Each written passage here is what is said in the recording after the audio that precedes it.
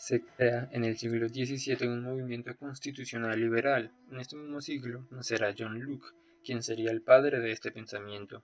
Él establece que es necesario un Estado en el cual existan unas leyes justas para todos, existan unos jueces que apliquen las leyes y solucionen conflictos, y además que estas sentencias sean ejecutadas para todos los seres humanos.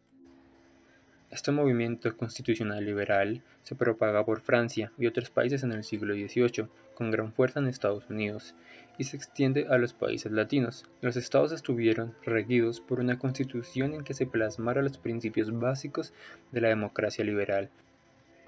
El movimiento liberal pone una serie de ideales básicos: dotar a los estados de una constitución de preferencia escrita, consagrar y garantizar a través de la Constitución los derechos individuales y las libertades públicas, otorgarle al pueblo la titularidad de la soberanía.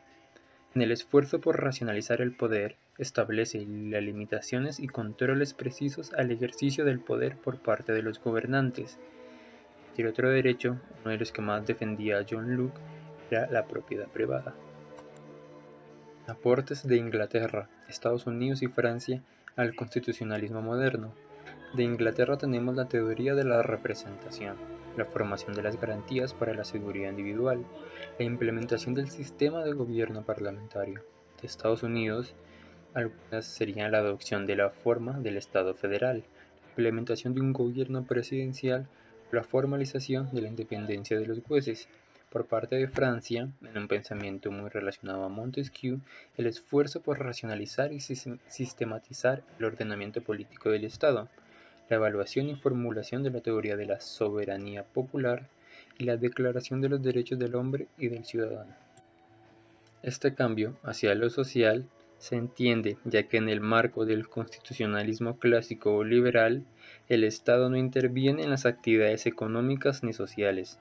Las relaciones entre los trabajadores y los capitalistas quedan libres a su propia regulación, que permitió que durante casi todo el siglo XIX se diera la explotación al trabajador. De esta manera se desata una lucha de clases.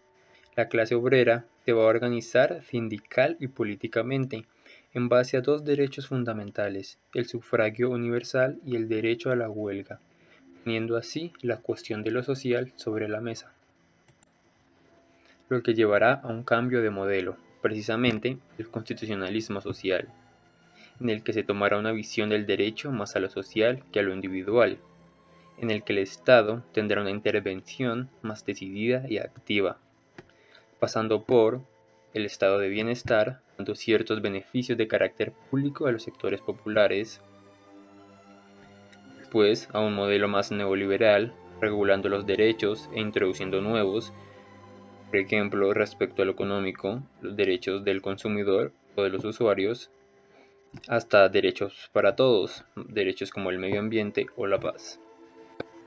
Aristóteles: el Estado como ente social por naturaleza. El objeto de la justicia claramente consiste en dar a cada cual lo justo, según el principio de la igualdad.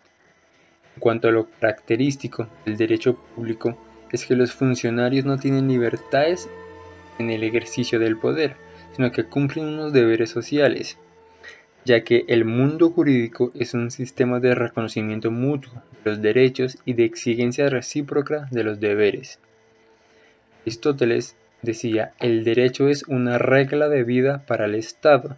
En sí, el Estado es un ente social, ya que el derecho no tiene razón de ser sino en la sociedad. En definitiva, el Estado social de derecho reconoce la positividad de la libertad económica, leyes que favorezcan la iniciativa privada, fomentando la empresa y el mercado, pero al mismo tiempo indica que estos factores han de estar orientados hacia el bien común. Se busca lograr mediante la forma de un Estado de Derecho que descanse sobre la inviolabilidad de la empresa. El Estado no puede interferir en la vida interna del grupo social, privándola de sus competencias, sino que más bien debe sostenerla en caso de necesidad y ayudarla a coordinar su acción con la del interés general, con miras al bien común.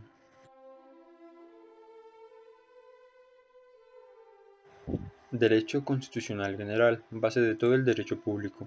Estudia el proceso político-jurídico que lleva a una sociedad a organizarse en Estado. El derecho constitucional, especial o particular, se ocupa de la organización jurídico-política fundamental de un Estado determinado. Estudia, interpreta, analiza y en ocasiones critica las normas constitucionales vigentes en el Estado. El derecho constitucional comparado analiza comparativamente instituciones o regímenes políticos de dos o más estados.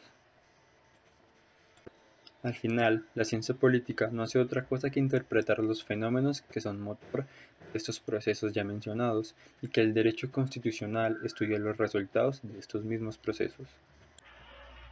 Ciencia política y derechos constitucional.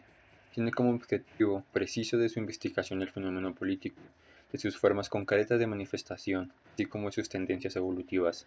El pensamiento político a través de la historia, desde Grecia, Platón y escritos como la República, Roma, escritos de Cicerón, pasando por el feudalismo, en esta tendencia a reemplazar el concepto de autoridad pública por un sistema de relaciones privadas. Los aportes de Hugo Grocio, partiendo del análisis políticos y jurídicos, sienta, a través de su concepto de soberanía estatal, las bases del moderno derecho internacional como regulador de las relaciones entre los estados soberanos, llegando hasta John Locke, lo ya hablado, con el institucionalismo liberal, o pasando al desarrollo político del siglo XIX de Karl Marx, fundamentalmente económico, planteando toda una filosofía política y social.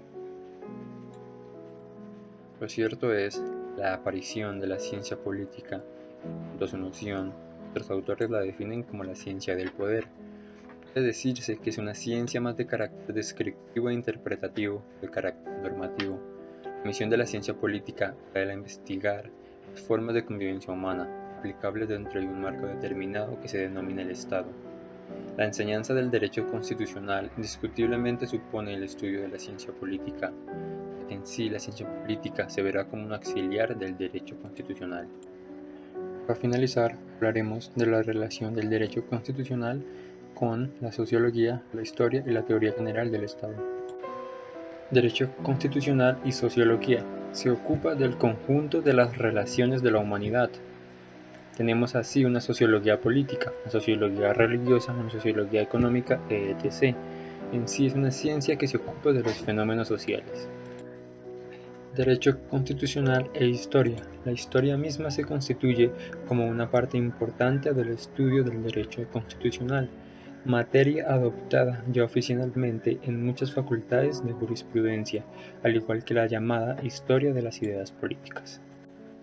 Derecho constitucional y teoría del Estado. La teoría del Estado es ciencia autónoma.